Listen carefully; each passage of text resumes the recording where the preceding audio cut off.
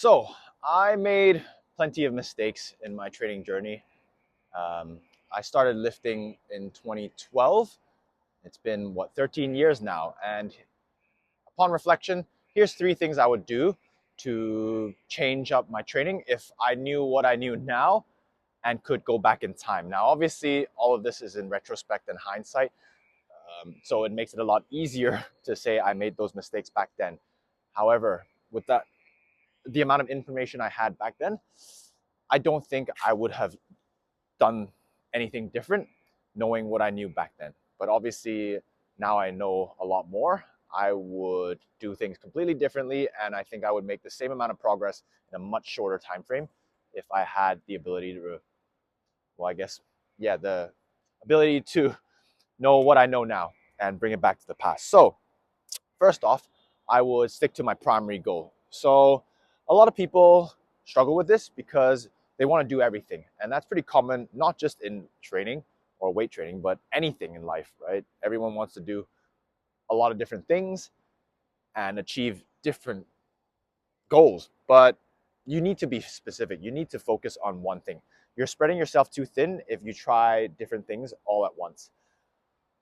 I know it's not easy, and to be honest, as a beginner, you can achieve multiple things at once. So you can get strong whilst also building muscle and improving your cardio as well. And even at an advanced stage, you can possibly do that. But as you get more experience with training, you can't spread yourself too thin. By targeting one goal, you will need to be specific, obviously. But if you end up doing two or three, having multiple goals, one week you might end up trying to focus on one thing, and then the next it becomes something different, etc., etc. There's just so many possibilities for you to mess up your training because you're constantly flip-flopping between multiple things and objectives. And I've just seen this too many times, and you end up being average at all of them, which, if that's your goal, that's okay. If your goal is just to be healthier, move better, be kind of strong, but also build some muscle, by all means. But if your goal is to, let's say, be as aesthetic as possible, your focus should be to focus on hypertrophy training or that style of training. You don't want, like, if you're a swimmer, you don't go around running, right? Your goal is to be in the pool as much as possible to swim. And then you got to be specific there too. Do you want to be a 50-meter swimmer? Do you want to be a butterfly swimmer, etc.? I don't know swimming too well. I don't know why I use that advantage. Um, Example, but that was the first thing that came up in my head. So be specific with your goals. That's number one. And I didn't do that. I wanted to be everything: strong, lean,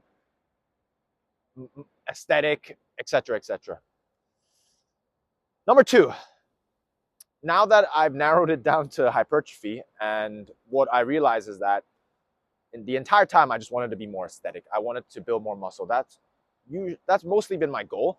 Then I ended up meddling with other things, which, to be fair, has made me a better coach. So I don't know if I'd say that's something I'd change per se, but if we were to focus on just hypertrophy, I would change how much volume I did. Now, as I mentioned previously in the introduction, hindsight is a bitch, I suppose. And in retrospect, I only know this now, but with the knowledge back then, and it was probably for a good 5 to 6 years on YouTube where all the influencers were advocating more volume, more volume. So what did I naturally do? Do more volume. So I would train 6 days a week, push pull legs, run myself to the ground, do as much volume as possible, get sick, get injured, but keep chalking it up to, oh well, I guess I'm not doing enough. I don't know. I really still don't understand the conclusion I've come up to this day, because I followed a few influencers programs, and the amount of volume there was on there, I didn't know it was a lot at the time. Obviously, looking back, I'm like, well, I'm not surprised as to why my joints were falling apart. I would get sick and injured all the time, but it was just too much. I think it was close to, what, 20 sets, 25 sets of hard working sets per week per muscle group. It was way too much. Now I only do 8 to 10, and I'm seeing gains almost every week. Also getting less joint pain, less fatigue, less sickness, less injuries. Yeah, that's a no-brainer to me. Quality is better than quantity. And I think a lot of youngsters should go with that mindset too. I know when we're 18 to 20 something, we can recover a lot better, but why would you do a stupid amount of work to reap the same amount of gains. You want the minimum effective dosage whilst maximizing the amount of total gains. So instead of training 6 days a week, I'd probably train 4 days a week and do a better split, i.e. upper lower, or maybe even learn how to program properly. And now I individualize my own programming, so I know what my weaknesses are, and therefore I target them better to make sure I don't spread myself thin. That's something for another topic, programming and learning how to individualize your programming. Um, so yeah, that's what I'll do. Intensity is more important. Keep intensity high whilst making sure your volume's not too crazy, okay?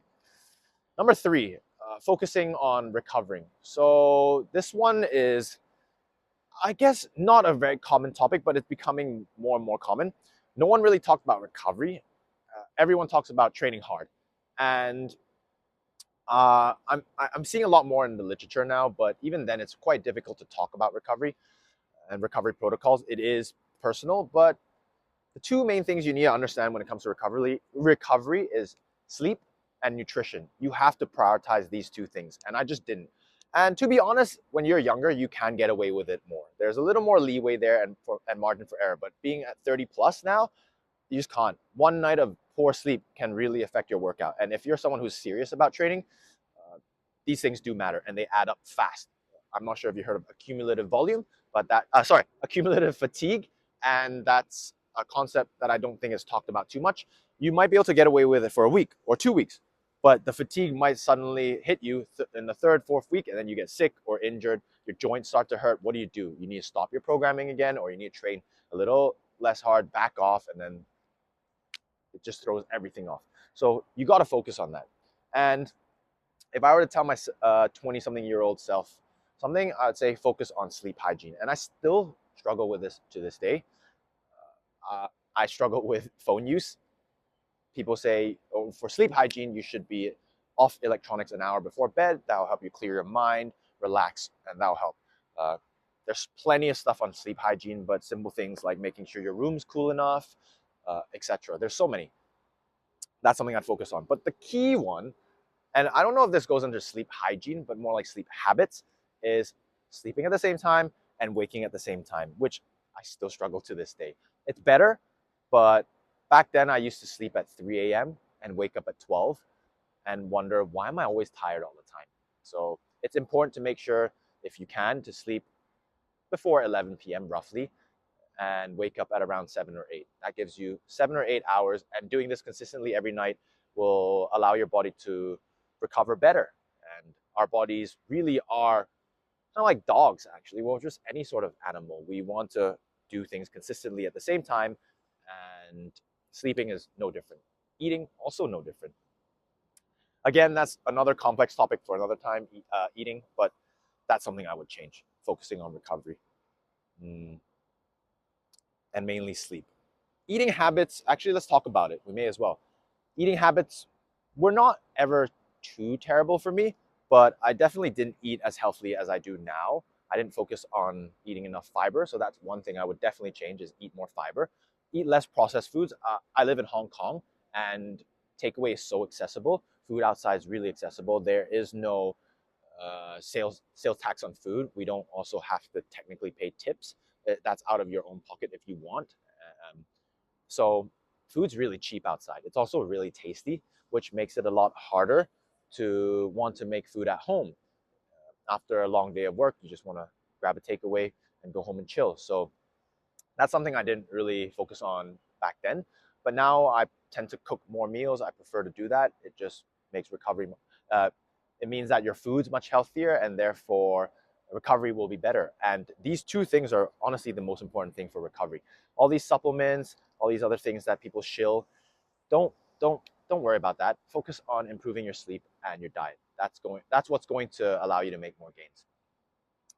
And yeah, those are the three things I would probably try and change if I can go back in time. But like I said before, don't regret any of it. That's what made me a better coach. It makes me understand training, dieting, sleeping much better. And therefore, I'm able to help people more because I've experienced it myself. So one can say, yeah, sure, I'd change it, but do I regret it? Absolutely not. been a fruitful 13 years of training, and hopefully I can help everyone who's watching this to be better and improve their training so you don't have to go through the same mistakes I did. Um, at the end of the day, you need to reflect on your own training as well as what you're doing recovery-wise. A lot of people don't seem to reflect on their training and do the same thing over and over again, thinking something will change. Well, we can always be more optimal and efficient with our training. And to this day, I still have that mindset as well. That's why I went from high volume training to low volume and high intensity training. And this only happened 3-4 months ago. So we have to make sure that we reflect and accept that we can always improve. I hope this helps. This is just my insights on what I can do to reflect. I hope this can inspire y'all to reflect too and improve your training. But for now, peace.